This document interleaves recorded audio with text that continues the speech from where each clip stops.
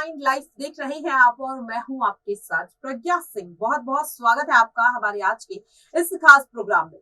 Programme की शुरुआत करेंगे और एक बार फिर से बात करेंगे श्रद्धा वालकर के केस की। श्रद्धा वालकर का केस अब एक ऐसी गुत्थी बन चुका है जिसे सुलझाना पुलिस के लिए एक बड़ी पहेली बन रहा है। आखिरकार क्या वजह है, कितने सबूत पुलिस के पास है, गवाह भी है और अब तो सबसे बड़ा सुराग जो कि श्रद्धा वालकर की पोस्टमार्टम रिपोर्ट वो भी सामने आ चुकी है। लेकिन फिर भी आखिरकार क्या वजह है कि अभी तक श्रद्धा वालकर के केस की चार्जशीट दाखिल नहीं की गई है? क्या श्रद्धा वालकर केस के मुख्य आरोपी आफताब आमीन पूनावाला को सजा नहीं मिल पाएगी? जिस तरह से लगातार कोर्ट आफताब की हर एक डिमांड को मान रहा है, क्या ये कहा जा सकता है कि आफताब को अब कभी सजा नहीं मिलेगी? इस तरह के लगातार सवाल उठ रहे हैं और ऐसे ही तमाम सवालों के जवाब खोजने की पूरी कोशिश करेंगे आज के इस खास प्रोग्राम में। मेरे साथ मौजूद है मेरे बेहद ही खास सहयोगी अबरारुल हक रहमानी। अबरार, आपका बहुत बहुत स्वागत है। अबरार, जिस तरह से श्रद्धा वालकर के केस में ना तो सबूतों की कमी है न गवाह की कमी है, फिर भी आखिरकार क्या वजह है? 2 महीने हो चुके हैं इस केस में, लेकिन कोर्ट से लगातार आफताब की जो न्यायिक हिरासत है सिर्फ उसे बढ़ाया जा रहा है, उसे सजा नहीं सुनाई जा रही है।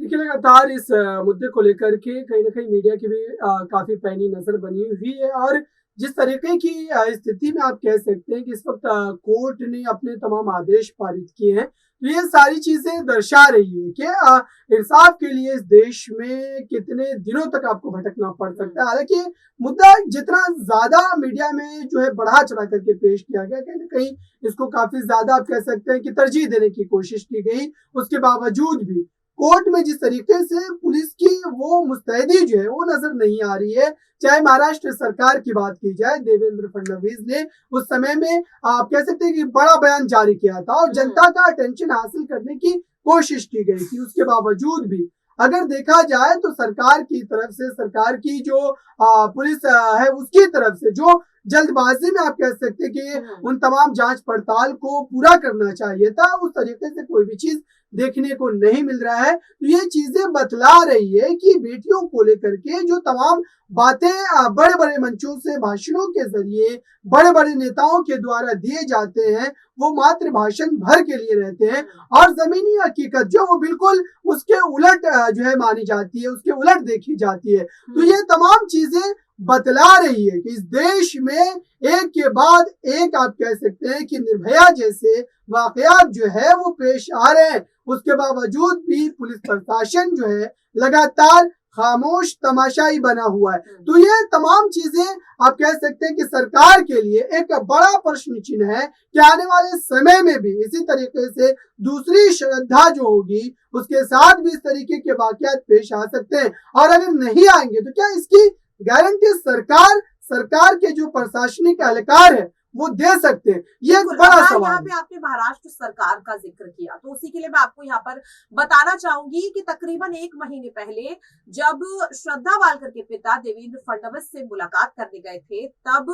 डिप्टी सीएम देवेंद्र फडणवीस की ओर से यह आदेश पारित किया गया था कि लव जिहाद को लेकर एक कानून बनाया जाएगा, कुछ गाइडलाइंस तैयार की जाएंगी। इसी के साथ श्रद्धा के पिता ने देवेंद्र फडणवीस से ये भी गुहार लगाई थी कि लगातार केस को खींचने की कोशिश की जा रही है, ऐसे में इस केस को एक तो फास्ट ट्रैक कोर्ट में भेजा जाए, सौंपा जाए। साथ ही उन्होंने ये भी कहा था कि एक एसआईटी की कमेटी बनाई जाए जो इस बात पर इस कह सकते सवाल का जवाब खंगालने की कोशिश करे कि जब साल 2020 में श्रद्धा ने एफआईआर दर्ज की थी तो आखिरकार क्या वजह थी कि श्रद्धा ने अपनी एफआईआर को वापस ले लिया। इस तरह के तमाम सवालों को लेकर श्रद्धा के पिता बीते 9 दिसंबर को डिप्टी सीएम से मुलाकात किए थे और यहाँ पर अब तक इन सभी सवालों को लेकर महाराष्ट्र सरकार की ओर से कोई कदम नहीं उठता हुआ दिखाई दिया, जिसके बाद अब 12 जनवरी को एक बार फिर से श्रद्धा के पिता ने महाराष्ट्र के मुख्यमंत्री एकनाथ शिंदे से मुलाकात की है। तो क्या ये एक महाराष्ट्र सरकार की बड़ी लापरवाही कह सकते हैं कि जब चुनाव का वक्त था या फिर कह सकते हैं कि जनता की सिंपैथी चाहिए थी या वोट बैंक चाहिए था, उस वक्त तो बड़े बड़े आदेश दे दिए लेकिन कार्रवाई अभी तक सरकार की ओर से इस केस में नहीं की जा सकती? तो क्या ये कहा जा सकता है कि एक बार फिर से महाराष्ट्र सरकार की बड़ी लापरवाही इस केस में देखने को मिली है? देखिए जो है सरकार के जो बड़े मंत्री होते हैं, बड़े लोग होते हैं, वो कहीं न कहीं इस तरीके के मामलों में अपनी जो है वाहवाही बटोरने की कोशिश करते हैं और ज़ाहिर-सी बात है कि देवेंद्र फडणवीस का जो कदम था, बिल्कुल इसी तरीके का था। हालाँकि उन्होंने उस बड़ी मुलाकात के बाद इस बात का ऐलान भी किया, एसआईटी का गठन भी किया गया, लेकिन मात्र एसआईटी के गठन के बाद क्या ये मान लिया जाए कि उस जो है लड़की को इंसाफ मिल जाएगा? ये एक बड़ा सवाल है। आप देखिए कि सरकारों के गठन के समय जितनी जद्दोजहद की जाती है, चाहे वो किसी भी सियासी दल की तरफ से हो, क्या वही अफरा-तफरी का माहौल आज आपको नजर आता है? तो इसका जवाब बिल्कुल ना में होगा। और ऐसे में आप देखिए महाराष्ट्र में सत्ता के गठन को लेकर के जिस तरीके से देवेंद्र फडणवीस सबसे आगे आगे चल रहे थे, आज जब एक बेटी को इंसाफ दिलाने की बारी आई तो मात्र वो एक बयान देकर खामोश तमाशाई बन जाते हैं। तो ये एक सवाल है। और साथ ही अब जबकि महाराष्ट्र में बीएमसी चुनाव होने, तो जाहिर सी बात है कि जनता इन तमाम मुद्दों को अपने जहनों में समेट कर रखी है और जब चुनाव के समय वो बटन दबाने जाएगी तो ये तमाम मुद्दे उनके जहन में होंगे और ये तमाम चीजों को सोच समझ करके ही आने वाले समय में वो अपने मतों का इस्तेमाल करेंगे। तो देखना ये काफी ज्यादा जो है आप कह सकते हैं कि आने वाले समय में जरूरी होगा कि सरकारें जो है लगातार जिस तरीके से लापरवाही बरत रही है, खास तौर से इस तरीके के मामलों में। अब देखिए कि दिल्ली में ये घटना होती है, फिर इस तरीके की घटना अलग अलग राज्यों में देखने को मिलती है। मात्र दिल्ली की बात ही नहीं बल्कि एनसीआरबी का डेटा उठाइए, लगातार दिल्ली में इस तरीके की घटनाओं में इजाफा देखने को मिल रहा है। वो दिल्ली जहां पर केंद्रीय मंत्री रहते हैं,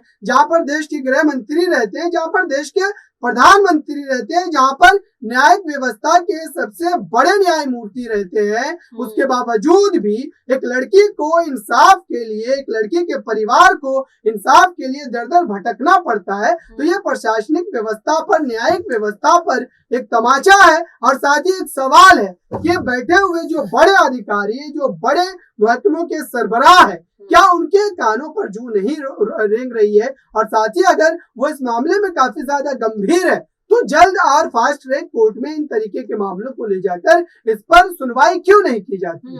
बिल्कुल साफ तौर पर यहाँ पर जिस तरह से अबरार से जो जवाब मिले उन्हें देख कर तो यही लग रहा है कि श्रद्धा वालकर के केस में आफताब को सजा मिलने में कहीं ना कहीं एक बड़ी लापरवाही यहाँ पर पुलिस की देखने को मिल रही है और उन मंत्रियों की भी देखने को मिल रही है जो चुनाव के वक्त तो बड़े बड़े यहाँ पर दावे और वादे कर देते हैं, लेकिन जब उन्हें पूरा करने का समय आता है तो मुंह छुपाकर यहाँ पर भागते हुए नजर आते हैं। अब देखने वाली बात यही होगी कि आखिरकार श्रद्धा वालकर के केस में अभी इंसाफ के लिए और कितना इंतजार करना पड़ेगा। आज के लिए इस खास प्रोग्राम में इतना ही। बाकी ऐसी तमाम अपडेट से जुड़े रहने के लिए देखते रहिए नेक्स्ट 9 लाइव। नमस्कार।